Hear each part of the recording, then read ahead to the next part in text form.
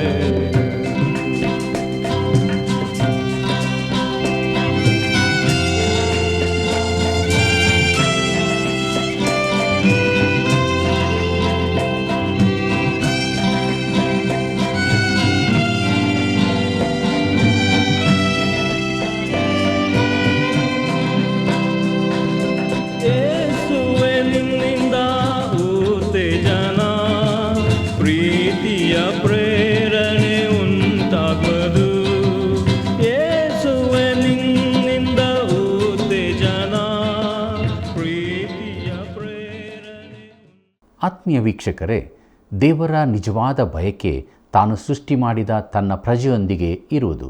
ನಮ್ಮ ಹೃದಯದ ಆಶೆ ಏನಾಗಿದೆ? ದೇವರೊಂದಿಗೆ, ದೇವಜನರೊಂದಿಗೆ ಸೇರಿಕೊಳ್ಳಲು ನಾವು ಬಯಸುತ್ತೇವೆಯೋ? ಇಂದಿನ ಸತ್ಯವೇದ ಅಧ್ಯಯನದಲ್ಲಿ ನಮ್ಮಲ್ಲಿ ಇರಬೇಕಾದ ಆಳವಾದ ಬಯಕೆಯ ಬಗ್ಗೆಯೂ ದೇವರಲ್ಲಿನ ನಮ್ಮ ಭರವಸೆಯ ಬಗ್ಗೆಯೂ ತಿಳಿದುಕೊಳ್ಳೋಣ. ಇಂದು ಪ್ರಥಮ ಬಾರಿ ಈ ಕಾರ್ಯಕ್ರಮ ವೀಕ್ಷಿಸುವವರಿಗೆ ತುಂಬು ಹೃದಯದ ಸ್ವಾಗತ. ಬನ್ನಿರಿ, ನಮ್ಮ ಅಧ್ಯಯನವನ್ನು ಪ್ರಾರಂಭಿಸೋಣ. ಹರ್ಷ ಹೃದಯವು ಒಳ್ಳೆಯ ಔಷಧ, ಕುಗ್ಗಿದ ಮನಸ್ಸು ಒಣಮೈ. ಕರ್ತನಲ್ಲಿ ಪ್ರೀತಿಯುಳ್ಳ ಸಹೋದರ ಸಹೋದರಿಯರೇ, ನಮ್ಮ ರಕ್ಷಕನಾದ ಯೇಸು ಕ್ರಿಸ್ತನ ಅತಿ ಪರಿಶುದ್ಧವುಳ್ಳ ನಾಮದಲ್ಲಿ ನಿಮ್ಮೆಲ್ಲರಿಗೂ ನನ್ನ ಹೃದಯಪೂರ್ವಕವಾದ ಪ್ರೀತಿಯ ವಂದನೆಗಳು. ದೇವರ ಪರಿಶುದ್ಧವುಳ್ಳ ನಾಮಕ್ಕೆ ಅನಂತ ಸ್ತೋತ್ರವಾಗಲಿ. ಕೀರ್ತನೆಗಳ ಪುಸ್ತಕದ ಅಧ್ಯಯನದಲ್ಲಿ ನಾವು ಮುಂದೆ ಸಾಗುವ ಹಾಗೆ 84ನೇ ಕೀರ್ತನೆಯನ್ನು ಅಧ್ಯಯನ ಮಾಡೋಣ. ಇದರ ಮುಖ್ಯ ಪ್ರಸ್ತಾಪ ದೇವರ ಆಲಯಕ್ಕಾಗಿ ಆಳವಾದ ಬಯಕೆ ಎಂಬುದಾಗಿದೆ. ಕರ್ತನಲ್ಲಿ ಪ್ರಿಯರೇ, ಈ ಕೀರ್ತನೆಯಲ್ಲಿ ಲೇವಿಯರ ಪ್ರಾಧಾನ್ಯತೆ ಪ್ರಮುಖ ಅಂಶವಾಗಿದೆ. ಅದು ಕೊರಾಹಿಯರ ಕೀರ್ತನೆಯಾಗಿದೆ. ಕೊರಾಹಿಯರು ಗುಡಾರದಲ್ಲಿಯೂ ಮುಂದೆ ದೇವಾಲಯದಲ್ಲಿಯೂ ಸೇವೆ ಮಾಡಿದರು. 1ನೇ ಪೂರ್ವಕಾಲ ವೃತ್ತಾಂತ 26ನೇ ಅಧ್ಯಾಯದಲ್ಲಿ ಈ ಕುಟುಂಬದ ಹಿನ್ನೆಲೆಯನ್ನು ನಾವು ನೋಡುತ್ತೇವೆ. ಕೀರ್ತನೆ 84 ಮೊದಲಿನ 2 ವಚನಗಳನ್ನು ಗಮನಿಸಿರಿ. ಸೇನಾಧೀಶ್ವರನಾದ ಯೆಹೋವನೇ, ನಿನ್ನ ನಿವಾಸಗಳು ಎಷ್ಟೋ ರಮ್ಯವಾಗಿವೆ. ಯೆಹೋವನ ಆಲಯದ ಅಂಗಳಗಳಲ್ಲಿ ಸೇರಬೇಕೆಂದು ನನ್ನ ಆತ್ಮವು ಹಂಬಲಿಸುತ್ತಾ ಕುಂದಿ ಹೋಗಿತ್ತು. ಆದರೆ ಈಗ ಚೈತನ್ಯ ಸ್ವರೂಪನಾದ ದೇವರಿಗೆ ನನ್ನ ತನು ಮನಗಳಿಂದ ಹರ್ಷಧ್ವನಿ ಮಾಡುತ್ತೇನೆ ಎಂಬುದಾಗಿ. ಪ್ರಿಯ ಮಿತ್ರನೇ, ನಿನ್ನ ಹೃದಯದ ಆಶೆ ಇದಾಗಿದೆಯೋ? ದೇವಜನರೊಂದಿಗೆ ಸೇರಿಕೊಳ್ಳಲು ಆಶೆ ಪಡುತ್ತೀಯೋ? ಪ್ರಿಯರೇ, ಕೆಲವು ಸಭೆಗಳಲ್ಲಿ ಹೆಚ್ಚಿನ ಅನ್ಯೂನತೆ ದೊರಕುತ್ತಿಲ್ಲವೆಂದು ನನಗೆ ಗೊತ್ತಿದೆ. ನಿಜವಾಗಿ ನೋಡಿದರೆ ಸಾಕಷ್ಟು ಹರಟೆ, ಟೀಕೆಗಳೇ ಸಿಗುತ್ತವೆ. ಆದರೆ ದೇವಾಲಯವು ನಿಜವಾದ ಅನ್ಯೋನ್ಯತೆಯ ಕೇಂದ್ರವಾಗಿರತಕ್ಕದ್ದು. ಇಂತಹ ಅದ್ಭುತ ಅನ್ಯೋನ್ಯತೆಯ ಅನೇಕ ದೇವಾಲಯಗಳು ನನಗೆ ಗೊತ್ತು. ದೇವರ ವಾಕ್ಯವನ್ನು ಕಲಿಸುವ, ಕ್ರಿಸ್ತನಿಗೆ ಮಹಿಮೆ ತರುವ ಸಭೆಗಳು ನಿನ್ನ ಸಮೀಪದಲ್ಲೂ ಇರಬಹುದು. ಇಂತಹ ಸಭೆಯ ವಿಶ್ವಾಸಿಗಳೊಂದಿಗೆ ಪ್ರಿಯನೇ, ನೀನು ಸೇರಿಕೋ. ಅಲ್ಲಿ ನೀನು ಆಶೀರ್ವದಿಸಲ್ಪಡುತ್ತಿ ಮತ್ತು ಬೆಳೆಯುತ್ತಿ. ಗುಡಾರಗಳಲ್ಲಿ ಮುಂದೆ ದೇವಾಲಯಗಳಲ್ಲಿ ಸೇವೆ ನಡೆಸುತ್ತಿದ್ದ ಕೊರಾಹಿಯರು ಈ ಸಂಗತಿಗಳನ್ನು ಗಮನಿಸಿದರು. ಕೀರ್ತನೆ 84 3ನೇ ವಚನ ಹೀಗೆ ಹೇಳುತ್ತದೆ: ಆಹಾ, ಸೇನಾಧೀಶ್ವರನಾದ ಯೆಹೋವ ದೇವರೇ, ನನ್ನ ಅರಸನೇ, ನಿನ್ನ ವೇದಿಗಳ ಸಮೀಪದಲ್ಲಿಯೇ ಗುಬ್ಬಿಗೆ ಮನೆಯು, ಪಾರಿವಾಳಕ್ಕೆ ಮರಿಮಾಡುವ ಗೂಡು ದೊರಕಿತಲ್ಲ ಎಂಬುದಾಗಿ. ಪ್ರೀತಿಯುಳ್ಳ ದೇವಜನರೇ, ಗುಬ್ಬಿಗಳು ದೇವಾಲಯದ ಸುತ್ತ ಗೂಡು ಕಟ್ಟಿರಬೇಕು. ಈ ಕೀರ್ತನೆಗಾರನು ಮೇಲಕ್ಕೆ ನೋಡುವಾಗ ಗುಬ್ಬಿಗಳನ್ನು ಕಂಡು, ನಾನೂ ಆ ರೀತಿ ಇರಬಯಸುತ್ತೇನೆ, ದೇವರಿಗೆ ಅಷ್ಟು ಸಮೀಪದಲ್ಲಿರ ಬಯಸುತ್ತೇನೆ ಎಂದು ಅಂದುಕೊಂಡಿರಬೇಕು. ಪ್ರಿಯರೇ, ಗುಬ್ಬಿಗಳನ್ನು ನೋಡಬೇಕೆಂದು ಕರ್ತನಾದ ಯೇಸು ಹೇಳಿದ್ದಾನೆ. ಅವುಗಳ ಬೆಲೆ ಹೆಚ್ಚೇನೂ ಇರುವುದಿಲ್ಲ. ಅವುಗಳು ಮನೆಯ ಸುತ್ತ ಶಬ್ದ ಮಾಡುತ್ತಾ ಕಸ ಕಡ್ಡಿ ಹಾಕುವಾಗ ನಾವು ಅವುಗಳನ್ನು ಓಡಿಸುತ್ತೇವೆ. ಅವುಗಳು ಚಿಕ್ಕ ಪಕ್ಷಿಗಳು. ಕರ್ತನಾದ ಯೇಸು ಹೇಳಿದನು, ದುಡ್ಡಿಗೆ 2 ಗುಬ್ಬಿಗಳನ್ನು ಮಾರುವುದುಂಟಲ್ಲ, ಆದರೂ ನಿಮ್ಮ ತಂದೆಯ ಚಿತ್ತವಿಲ್ಲದೆ ಒಂದಾದರೂ ನೆಲಕ್ಕೆ ಬೀಳದು ಎಂಬುದಾಗಿ ಮತ್ತಾಯನ ಬರೆದ ಸುವಾರ್ತೆ 10ನೇ ಅಧ್ಯಾಯ 29ನೇ ವಚನದಲ್ಲಿ ಓದುತ್ತೇವೆ. ಪ್ರಿಯರೇ, ದೇವರ ದೃಷ್ಟಿಗೆ ಗೋಚರವಾಗದೆ ಒಂದು ಗುಬ್ಬಿಯಾದರೂ ಬೀಳಲಾರದು. ಗುಬ್ಬಿಯು ನಿಮ್ಮ ತಂದೆಯ ಮಡಿಲಿಗೆ ಬೀಳುತ್ತದೆ, ಆತನಿಗೆಲ್ಲವೂ ಗೊತ್ತಾಗುತ್ತದೆ. ಕೀರ್ತನೆ 84 9ನೇ ವಚನವನ್ನು ಗಮನಿಸಿರಿ. ಅಲ್ಲಿ ನಾವು ಹೀಗೆ ನೋಡುತ್ತೇವೆ: ದೇವರೇ, ನಮಗೆ ಗುರಾಣಿಯಾಗಿರುವವನನ್ನು ನೋಡು, ನಿನ್ನ ಅಭಿಷಿಕ್ತನ ಮುಖವನ್ನು ಕಟಾಕ್ಷಿಸು ಎಂಬುದಾಗಿ. ಕರ್ತನಲ್ಲಿ ಪ್ರಿಯರೇ, ಕೀರ್ತನೆಗಾರನು ನಮಗೆ ಗುರಾಣಿಯಾಗಿರುವಾತನೇ ನೋಡು ಎಂದು ಹೇಳಬೇಕಾಗಿತ್ತು. ದೇವರು ನಮ್ಮ ಗುರಾಣಿಯಾಗಿದ್ದಾನೆ. ನೀನು ಅಭಿಷೇಕಿಸಿದವನನ್ನು ನೋಡು. ಪ್ರಿಯರೇ, ಇದು ಮೆಸ್ಸಿಯನ ಕುರಿತದ್ದಾಗಿದೆ. ಮೆಸ್ಸಿಯನಾದ ಕ್ರಿಸ್ತನು ದೇವರ ಮುಖವನ್ನು ಈ ಲೋಕಕ್ಕೆ ಪ್ರಕಟಿಸಿದನು. ನಾವು ನೋಡಿದಂತೆ ಇಸ್ರಾಯೇಲ್ಯರ ಜೀವನದ ಕೇಂದ್ರವು ದೇವರ ಗುಡಾರವಾಗಿತ್ತು. ಈ ದೇಶದಲ್ಲೂ ಸಭೆಗಳು ಸಾಮಾಜಿಕ ಜೀವನದ ಕೇಂದ್ರವಾಗಿದ್ದ ದಿನಗಳಿದ್ದವು. ಆದರೆ ಈಗ ಸಭೆಗಳು ಧಾರ್ಮಿಕ ಜೀವನದ ಕೇಂದ್ರಗಳಾಗಿಯೂ ಇರುವುದಿಲ್ಲ. ಆದರೆ ಹಾಗೇ ಇರಬೇಕಿತ್ತು. ಕೀರ್ತನೆ 84 10ನೇ ವಚನವನ್ನು ಗಮನಿಸಿರಿ. ಅಲ್ಲಿ ನಾವು ಹೀಗೆ ನೋಡುತ್ತೇವೆ: ನಿನ್ನ ಆಲಯದ ಅಂಗಳಗಳಲ್ಲಿ ಕಳೆದ ಒಂದು ದಿನವು ಬೇರೆ 1000 ದಿನಗಳಿಗಿಂತ ಉತ್ತಮವಾಗಿದೆ. ದುಷ್ಟರ ಗುಡಾರಗಳಲ್ಲಿ ವಾಸಿಸುವುದಕ್ಕಿಂತ ನನ್ನ ದೇವರ ಆಲಯದ ಬಾಗಿಲನ್ನು ಕಾಯ್ದುಕೊಂಡಿರುವುದೇ ಲೇಸು ಎಂಬುದಾಗಿ. ಪ್ರೀತಿಯುಳ್ಳ ಸಹೋದರ ಸಹೋದರಿಯರೇ, ನಿನ್ನ ಆಲಯದಲ್ಲಿ ಕಳೆಯುವ ಒಂದು ದಿನವು ಇತರ ಕಡೆ ಇರುವ 1000 ದಿನಗಳಿಗಿಂತಲೂ ಮೇಲಾದದ್ದಾಗಿದೆ. ದುಷ್ಟತ್ವದ ಶಿಬಿರಗಳಲ್ಲಿ ವಾಸಿಸುವುದಕ್ಕಿಂತ ನನ್ನ ದೇವರ ಆಲಯದಲ್ಲಿ ದ್ವಾರಪಾಲಕನಾಗಿರುವುದು ನನಗೆ ಲೇಸು ಎಂದು ಕೀರ್ತನೆಗಾರನು ಹೇಳುತ್ತಾನೆ. ಪ್ರೀತಿಯುಳ್ಳ ಸಹೋದರ ಸಹೋದರಿಯರೇ, ಮುಂದಕ್ಕೆ ನಾವು 85ನೇ ಕೀರ್ತನೆಯನ್ನು ಅಧ್ಯಯನ ಮಾಡೋಣ. ಇದರ ಮುಖ್ಯ ಪ್ರಸ್ತಾಪ ಇಸ್ರಾಯೇಲಿನ ಮುಂದಣ ಪುನಃಸ್ಥಾಪನೆ ಎಂಬುದಾಗಿದೆ. ಪ್ರಿಯರೇ, ಈ ಕೀರ್ತನೆ ಪ್ರಧಾನ ಗಾಯಕನ ಕೀರ್ತನ ಸಂಗ್ರಹದಿಂದ ತೆಗೆದದ್ದು, ಕೊರಾಹಿಯರ ಗೀತೆ. ಕೆಲವು ವಿಮರ್ಶಕರು ಈ ಕೀರ್ತನೆಯನ್ನು ಇಸ್ರಾಯೇಲ್ಯರು ಎಜ್ರ, ನೆಹೆಮಿಯರ ಕಾಲದಲ್ಲಿ ಸ್ವದೇಶಕ್ಕೆ ಹಿಂದಿರುಗಿದ್ದರ ಜೊತೆಗೆ ಸೇರಿಸುತ್ತಾರೆ. ಆದರೆ ಇದಕ್ಕೂ ಆ ಕಾಲಕ್ಕೂ ಯಾವ ಸಂಬಂಧವೂ ಇರುವುದಿಲ್ಲ. ಪ್ರಿಯರೇ, ಈ ಕೀರ್ತನೆ ಪ್ರವಾದನ ರೂಪದ್ದಾಗಿದೆ ಎಂದು ವಿಮರ್ಶಕರು ಗ್ರಹಿಸುವುದರಿಂದಲೇ ಈ ರೀತಿಯ ಯೋಚನೆ ಬಂದಿದೆ. ಅನೇಕ ಕೀರ್ತನೆಗಾರರು ಕೀರ್ತನೆ ಬರೆದಿರುವ ಭಾಗದಲ್ಲಿ ನಾವಿದ್ದೇವೆ. ಆದರೆ ಈ ಕೀರ್ತನೆಗಳನ್ನೆಲ್ಲ ಒಂದು ಕ್ರಮಾಗತ ಕತೆ ಹೇಳುವಂತೆ ಒಟ್ಟು ಸೇರಿಸಿರುವುದು ಆಶ್ಚರ್ಯದ ಸಂಗತಿಯಾಗಿದೆ. ಈ ಕ್ರಮಗೊಳಿಸುವಿಕೆಯು ದೈವ ಪ್ರೇರಿತವೇ ಎಂದು ನಾನು ಒತ್ತಿ ಹೇಳದಿದ್ದರೂ ಇದರ ಮೇಲ್ವಿಚಾರಣೆ ದೇವರದಾಗಿತ್ತೆಂದು ಕಾಣುತ್ತದೆ. ಅದೆಲ್ಲ ಒಂದು ಕ್ರಮವಾದ ಸರಣಿಯಲ್ಲಿರುತ್ತವೆ.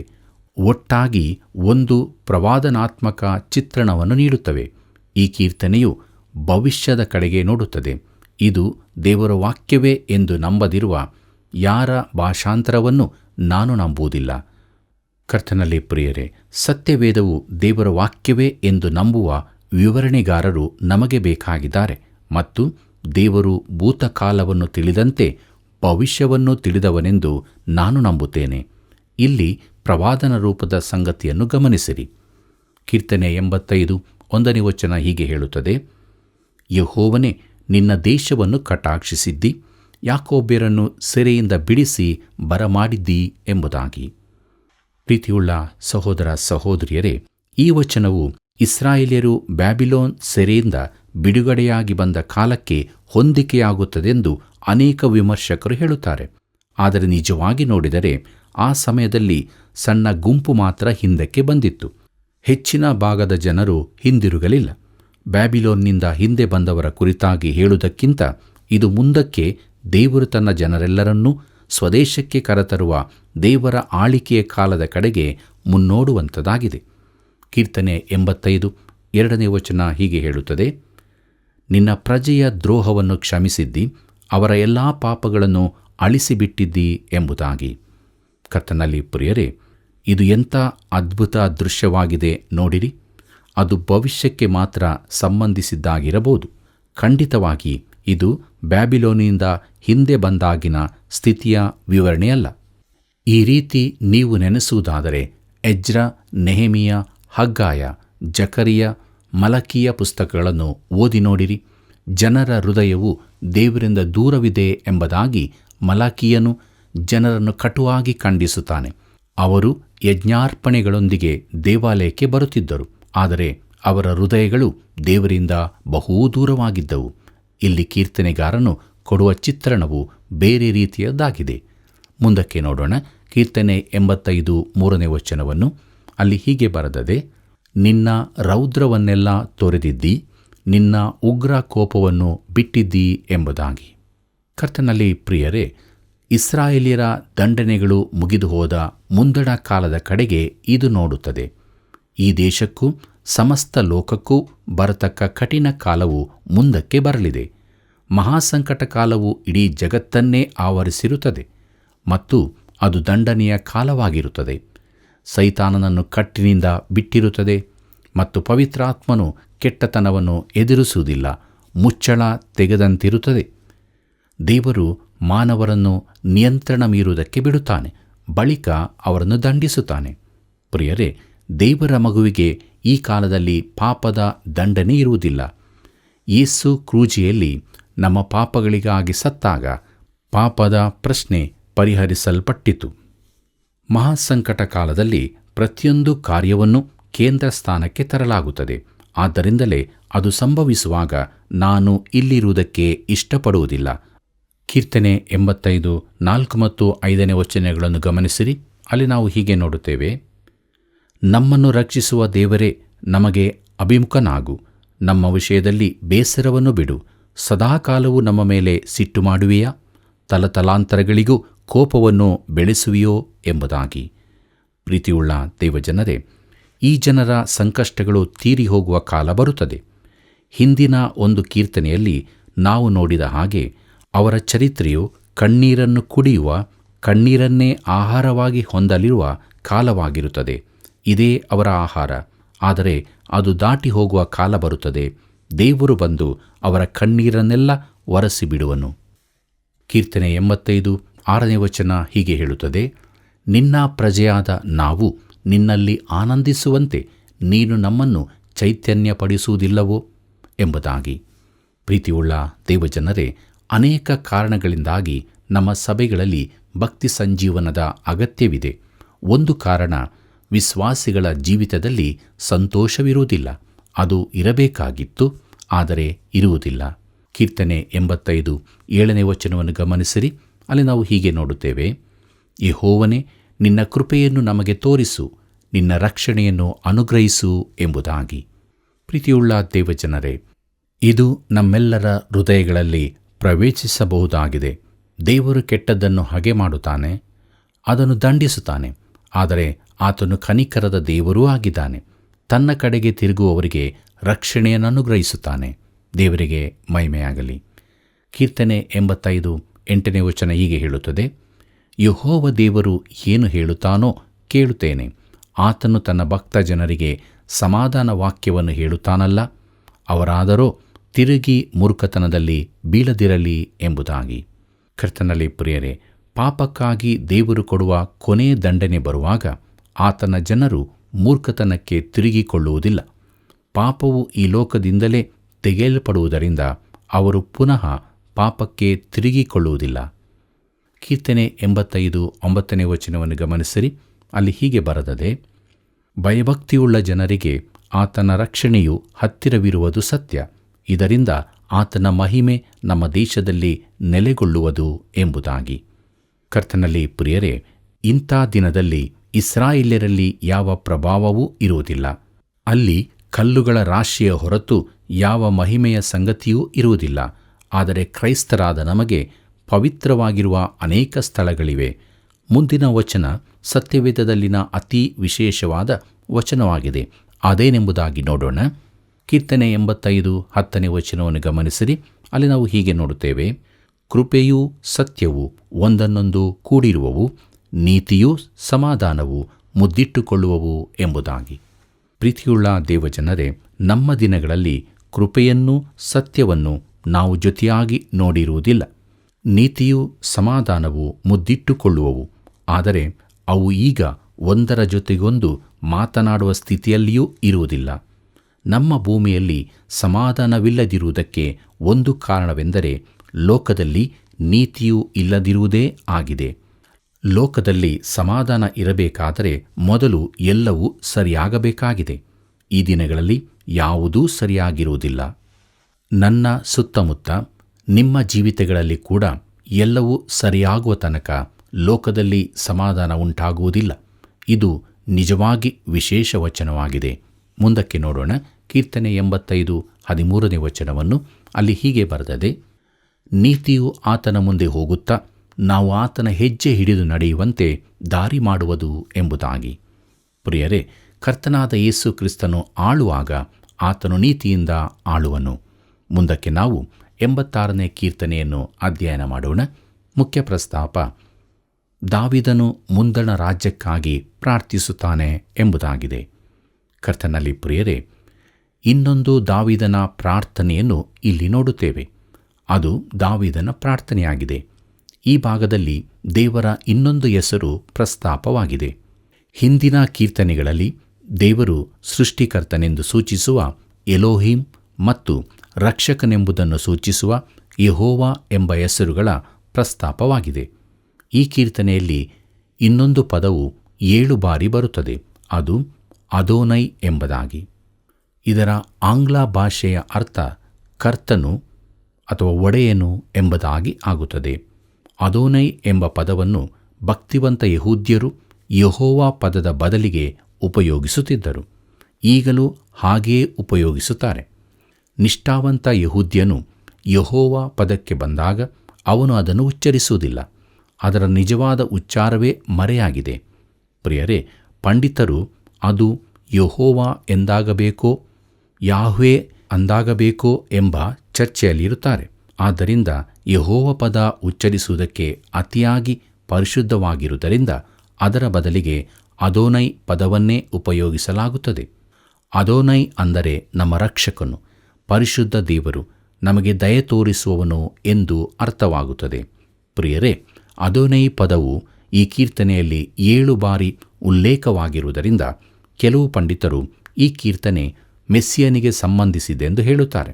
ಆದರೆ ಇಲ್ಲಿನ ಪ್ರಾರ್ಥನೆಯನ್ನು ಗಮನಿಸುವಾಗ ಅದು ಮೆಸ್ಸಿಯನ ಕೀರ್ತನೆಯಾಗಿ ನನಗೆ ಕಾಣುವುದಿಲ್ಲ. ಕೀರ್ತನೆ 86:11ನೇ ವಚನವನ್ನು ಗಮನಿಸಿರಿ. ಅಲ್ಲಿ ನಾವು ಹೀಗೆ ನೋಡುತ್ತೇವೆ, ಯೆಹೋವನೇ, ನಿನ್ನ ಮಾರ್ಗವನ್ನು ನನಗೆ ಬೋಧಿಸು, ನಿನ್ನ ಸತ್ಯತೆಯನ್ನು ನನ್ನ ದೃಷ್ಟಿಯಲ್ಲೇ ಇಟ್ಟುಕೊಂಡು ನಡೆಯುವೆನು. ನಾನು ನಿನ್ನ ನಾಮದಲ್ಲಿ ಭಯಭಕ್ತಿಯಿಂದಿರುವಂತೆ ಏಕಮನಸ್ಸನ್ನು ಅನುಗ್ರಹಿಸು ಎಂಬುದಾಗಿ. ಕರ್ತನಲ್ಲಿ ಪ್ರಿಯರೇ, ಈ ವಚನವನ್ನು ಯಾವ ರೀತಿಯಿಂದಲೂ ಕರ್ತನಾದ ಯೇಸುವಿಗೆ ಅನ್ವಯಿಸುವುದಕ್ಕೆ ಸಾಧ್ಯವಿಲ್ಲ. ಆತನು ಈ ರೀತಿ ಪ್ರಾರ್ಥಿಸಲೂ ಸಾಧ್ಯವಿಲ್ಲ. ಯಾಕಂದರೆ ಆತನು ತನ್ನ ತಂದೆಯ ಚಿತ್ತವನ್ನು ನೆರವೇರಿಸುವುದಕ್ಕಾಗಿ ಬಂದವನು. ಆದರೆ ಈ ವಚನ ನನಗೆ ನಿನಗೆ ಅನ್ವಯವಾಗುತ್ತದೆ.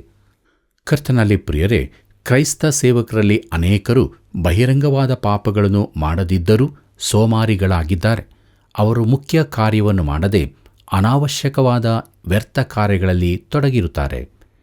ಇದಕ್ಕಿಂತ ಮೊದಲಿನ ಕೀರ್ತನೆಗಾರನ ಪ್ರಾರ್ಥನೆ, ಕರ್ತನೆ, ನಿನ್ನ ಮಾರ್ಗವನ್ನು ನನಗೆ ಬೋಧಿಸು ಎಂದಾಗಿದೆ. ಏಕಾಗ್ರತೆ ಇಲ್ಲದೆ ಅಲೆದಾಡುವ ಮನಸ್ಸಿಗೆ ಇದು ಪರಿಹಾರವಾಗಿದೆ. ಕರ್ತನಲ್ಲಿ ಪ್ರಿಯರೇ, ನಿನ್ನ ಸತ್ಯತೆಯಲ್ಲಿಯೇ ನಡೆಯುತ್ತೇನೆ ಎಂಬುದು ನಮ್ಮ ಪ್ರತಿಕ್ರಿಯೆಯಾಗಿರಬೇಕು. ಅದರ ಅರ್ಥ ದೇವರ ವಾಕ್ಯ ನಮಗೆ ಕೊಡುವ ಬೆಳಕಿನಲ್ಲಿ ನಾವು ನಡೆಯಬೇಕು.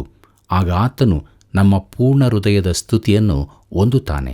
ನಮ್ಮ ಹೃದಯವು ಭಯಭಕ್ತಿಯಲ್ಲಿ ಏಕೀಕೃತವಾಗಿದ್ದರೆ ನಮ್ಮ ಸ್ತುತಿಯು ಹೆಚ್ಚಿನದಾಗಿರುತ್ತದೆ. ಕೀರ್ತನೆ 86, 12ನೇ ವಚನ ಹೀಗೆ ಹೇಳುತ್ತದೆ: ಕರ್ತನೆ, ನನ್ನ ದೇವರೇ, ಮನಪೂರ್ವಕವಾಗಿ ನಿನ್ನನ್ನು ಕೊಂಡಾಡುವೆನು, ಎಂದೆಂದಿಗೂ ನಿನ್ನ ನಾಮವನ್ನು ಘನಪಡಿಸುವೆನು. ಪ್ರಿಯರೇ, ನಾವು ಕೂಡ ಅನುದಿನವೂ ಹೀಗೆ ಸ್ತುತಿಸೋಣವೇ? ಪ್ರೀತಿಯುಳ್ಳ ದೇವಜನರೇ, ಮುಂದಕ್ಕೆ ನಾವು 87ನೇ ಕೀರ್ತನೆಯನ್ನು ಅಧ್ಯಯನ ಮಾಡೋಣ. ಇದರ ಮುಖ್ಯ ಪ್ರಸ್ತಾಪ ದೇವನಗರಿಯಾದ ಚಿಯೋನು ಎಂಬುದಾಗಿದೆ. ಪ್ರೀತಿಯುಳ್ಳ ಸಹೋದರ ಸಹೋದರಿಯರೇ, ಇದು ಕೊರಾಹಿಯರ ಗೀತವಾಗಿದೆ. ಇದು ದೇವರ ಪಟ್ಟಣವಾದ ಚಿಯೋನಿನ ಕುರಿತಾಗಿದೆ. ಯೆರೂಸಲೇಮಿನ ಮುಂದಣ ಭವ್ಯತೆಯ ಕುರಿತಾಗಿ ಹೇಳಲಾಗಿದೆ. ಜನಾಂಗಗಳು ಆರಾಧನೆಗಾಗಿ ಯೆರೂಸಲೇಮಿಗೆ ಸೇರಿ ಬರುತ್ತಾರೆ. ಈಗಿನವರು ಹೀಗೆ ಹಾಡುತ್ತಾರೆ: ನಾವು ದೇವರ ಅದ್ಭುತ ನಗರಿಯಾದ ಚಿಯೋನಿಗೆ ಹೋಗುತ್ತಿದ್ದೇವೆ ಎಂದು. ಪ್ರಿಯರೇ, ಈ ಹಾಡು ಅರ್ಥವಿಲ್ಲದೆಂದು ನನ್ನ ಭಾವನೆ. ಯಾಕಂದರೆ ಚಿಯೋನ್ ಎಂಬುದು ಈ ಭೂಮಿಯಲ್ಲಿರುವ ಒಂದು ಭೌಗೋಳಿಕ ಸ್ಥಳವಾಗಿದೆ. ಮುಂದಕ್ಕೆ ನೋಡೋಣ. ಕೀರ್ತನೆ 87, 1ನೇ ವಚನವನ್ನು. ಅಲ್ಲಿ ಹೀಗೆ ಬರೆದದೆ: ಯೆಹೋವನು ಸ್ಥಾಪಿಸಿದ್ದು ಪರಿಶುದ್ಧ ಪರ್ವತಗಳಲ್ಲಿದೆ ಎಂಬುದಾಗಿ. ಕರ್ತನಲ್ಲಿ ಪ್ರಿಯರೇ, ಲೋಕದ ಸರಕಾರವು ಒಂದು ದಿನ ಇಲ್ಲಿಯೇ ಸ್ಥಾಪಿಸಲ್ಪಡಲಿದೆ. ಯೆಶಾಯನ ಪ್ರವಾದನೆ ಗ್ರಂಥ 2ನೇ ಅಧ್ಯಾಯ 2ನೇ ವಚನದಲ್ಲಿ ಹೀಗೆ ಹೇಳಿದೆ: ಅಂತ್ಯಕಾಲದಲ್ಲಿ ಯೆಹೋವನ ಮಂದಿರದ ಬೆಟ್ಟವು ಗುಡ್ಡ ಬೆಟ್ಟಗಳಿಗಿಂತ ಉನ್ನತೋನ್ನತವಾಗಿ ಬೆಳೆದು ನೆಲೆಗೊಳ್ಳುವುದು. ಆಗ ಸಕಲ ದೇಶಗಳವರು ಅದರ ಕಡೆಗೆ ಪ್ರವಾಹಗಳಂತೆ ಬರುವರು ಎಂಬುದಾಗಿ. ಪ್ರಿಯರೇ, ನಾವು ಇನ್ನೂ ಯಾಜಕಕಾಂಡ ವಿಭಾಗದಲ್ಲೇ ಇದ್ದೇವೆಂಬುದನ್ನು ನೆನಪಿನಲ್ಲಿಡಿರಿ. ಗುಡಾರವು, ದೇವಾಲಯವು ಈ ಭಾಗದ ಕೇಂದ್ರವಾಗಿರುತ್ತದೆ. ಕೀರ್ತನೆ 87, 2 ಮತ್ತು 3ನೇ ವಚನಗಳನ್ನು ಗಮನಿಸಿರಿ. ಅಲ್ಲಿ ಹೀಗೆ ಬರೆದದೆ: ಆತನು ಯಾಕೋಬ್ ವಂಶದವರ ಎಲ್ಲ ನಿವಾಸಗಳಿಗಿಂತ ಚಿಯೋನಿನ ದ್ವಾರಗಳನ್ನು ಹೆಚ್ಚಾಗಿ ಪ್ರೀತಿಸುತ್ತಾನೆ. ದೇವನಗರವೇ, ನಿನ್ನ ವಿಷಯವಾದ ಗೌರವೋಕ್ತಿ ಏನೆಂದರೆ ಎಂಬುದಾಗಿ. ಪ್ರಿಯರೇ, ಹಿಂದೆ 48ನೇ ಕೀರ್ತನೆಯಲ್ಲಿಯೂ ಇದೇ ಅಭಿಪ್ರಾಯ ವ್ಯಕ್ತಪಡಿಸಲಾಗಿದೆ. ಕೀರ್ತನೆ 87, 4ನೇ ವಚನವನ್ನು ಗಮನಿಸಿರಿ. ಅಲ್ಲಿ ಹೀಗೆ ಬರೆದದೆ: ಐಗುಪ್ತ, ಬಾಬೇಲ್ ದೇಶಗಳವರನ್ನು ನನ್ನನ್ನು ಬಲ್ಲವರಲ್ಲಿ ಎಣಿಸುವೆನು. ಇಗೋ, ಫಿಲಿಷ್ಟಿಯ, ತೂರ್, ಕೂಷ್ ಜನಾಂಗಗಳು ಅಲ್ಲೇ ಹುಟ್ಟಿದವು ಎಂಬುದೇ. ಪ್ರೀತಿಯುಳ್ಳ ದೇವಜನರೇ, ಇಲ್ಲಿ ಫಿಲಿಷ್ಟಿಯ, ತೂರ್, ಕೂಷ್ ಹೆಸರುಗಳಿರುವುದನ್ನು ಗಮನಿಸಿರಿ. ಇದು ಬಹು ಆಸಕ್ತಿಕರವಾದದ್ದಾಗಿದೆ. ಸುವಾರ್ತೆಯು ಇಸ್ರಾಯೇಲ್ ದೇಶವನ್ನು ಬಿಟ್ಟು ಲೋಕಕ್ಕೆಲ್ಲ ಹರಡಲು ಹೊರಟಾಗ ಮೊದಲು ರಕ್ಷಣೆ ಹೊಂದಿದವನು ಐಥಿಯೋಪ್ಯದ ಕಂಚುಕಿಯಾಗಿದ್ದನು. ಅವನು ಆ ಮರುಭೂಮಿಯಲ್ಲಿ ಜನಿಸಿದವನು. ಆದರೆ ಕೀರ್ತನೆಗಾರನು ಇಲ್ಲಿ ಇಡೀ ಐಥಿಯೋಪ್ಯ ಜನಾಂಗವನ್ನು ಉದ್ದೇಶಿಸಿ ಹೇಳಿದ್ದಾನೆ. ಆ ಭವಿಷ್ಯದಲ್ಲಿ ಇಡೀ ದೇಶವೇ ರಕ್ಷಣೆ ಹೊಂದುತ್ತದೆ. ಕೀರ್ತನೆ 87, 6ನೇ ವಚನ ಹೀಗೆ ಹೇಳುತ್ತದೆ: ಯೆಹೋವನು ಜನಾಂಗಗಳ ಪಟ್ಟಿಯನ್ನು ಮಾಡುವಾಗ ಪ್ರತಿಯೊಂದರ ವಿಷಯ ಇದು ಇಲ್ಲಿಯೇ ಹುಟ್ಟಿದ್ದು ಎಂದು ಬರೆಯುವನು ಎಂಬುದಾಗಿ. ಪ್ರಿಯರೇ, ಆ ದಿನದಲ್ಲಿ ಅನೇಕರು ಕ್ರಿಸ್ತ ವಿರೋಧಿಯಿಂದ ವಂಚಿಸಲ್ಪಟ್ಟೆವೆಂದು ತಿಳಿದುಕೊಂಡು ಕರ್ತನ ಕಡೆಗೆ ತಿರುಗುವರು. ಅದೆಂಥ ಅದ್ಭುತ ಕ್ಷಣವಾಗಿರುವುದು! ಮುಂದಕ್ಕೆ ನಾವು 88ನೇ ಕೀರ್ತನೆಯನ್ನು ಅಧ್ಯಯನ ಮಾಡೋಣ. ಮುಖ್ಯ ಪ್ರಸ್ತಾಪ ಹಿಂಸೆಯ ಮಧ್ಯೆ ದೇವರಲ್ಲಿನ ಭರವಸೆ ಎಂಬುದಾಗಿದೆ. ಇದೂ ಕೂಡ ಕೊರಾಹಿಯರ ಕೀರ್ತನೆ. ಮಹಲಾತ್ ರಾಗದ ಪ್ರಕಾರ ಹಾಡತಕ್ಕದ್ದು. ಇದೊಂದು ದುಃಖದಾಯಕ ಕೀರ್ತನೆ, ಮಹಿಮೆಯ ಕುರಿತಾದದ್ದು. ಕೀರ್ತನೆ 88, 1ನೇ ವಚನ ಹೀಗೆ ಹೇಳುತ್ತದೆ: ಯೆಹೋವನೇ, ನನ್ನನ್ನು ರಕ್ಷಿಸುವ ದೇವರೇ, ಹಗಲಿರುಳು ನಿನಗೆ ಮೊರೆಯಿಡುತ್ತೇನೆ ಎಂಬುದಾಗಿ. ಪ್ರಿಯರೇ, ಈ ಕೀರ್ತನೆಯ ನಿರೀಕ್ಷೆಯ ಒಂದು ಅಂಶವೆಂದರೆ ದೇವರು ನನ್ನ ರಕ್ಷಣೆಯ ದೇವರು ಆಗಿರುವುದೇ. ಕೀರ್ತನೆಗಾರನು ಅದಕ್ಕೆ ಜೋತು ಬೀಳುತ್ತಾನೆ. ಕೀರ್ತನೆ 88, 15ನೇ ವಚನವನ್ನು ಗಮನಿಸಿರಿ. ಅಲ್ಲಿ ಹೀಗೆ ನೋಡುತ್ತೇವೆ: ಯೌವನಾರಭ್ಯ ಕುಗ್ಗಿದವನು ಮೃತಪ್ರಾಯನು ನಿನ್ನ ಗದರಿಕೆಯಿಂದ ದೆಸೆಗೆಟ್ಟವನು ಆಗಿದ್ದೇನಲ್ಲ ಎಂಬುದಾಗಿ. ಪ್ರಿಯರೇ, ಅವನು ಕಠಿಣ ಪರಿಸ್ಥಿತಿಯಲ್ಲಿದ್ದಾನೆ. ಕೋಪ, ಮರಣ, ಸಮಾಧಿ, ಕತ್ತಲು ಎಲ್ಲವೂ ಒಟ್ಟಾಗಿ ಅವನ ಮೇಲೆ ಬಿದ್ದಂತಿದೆ. ಕೊನೆಯದಾಗಿ ಕೀರ್ತನೆ 88 16ನೇ ವಚನದಿಂದ 18ನೇ ವಚನದವರೆಗೆ ಗಮನಿಸಿರಿ. ಅಲ್ಲಿ ಹೀಗೆ ನೋಡುತ್ತೇವೆ: ನಿನ್ನ ಕೋಪಾಗ್ನಿಯು ನನ್ನನ್ನು ಕವಿದದೆ, ನಿನ್ನಿಂದುಂಟಾದ ದಿಗಿಲಿನಿಂದ ಹಾಳಾದೆನು.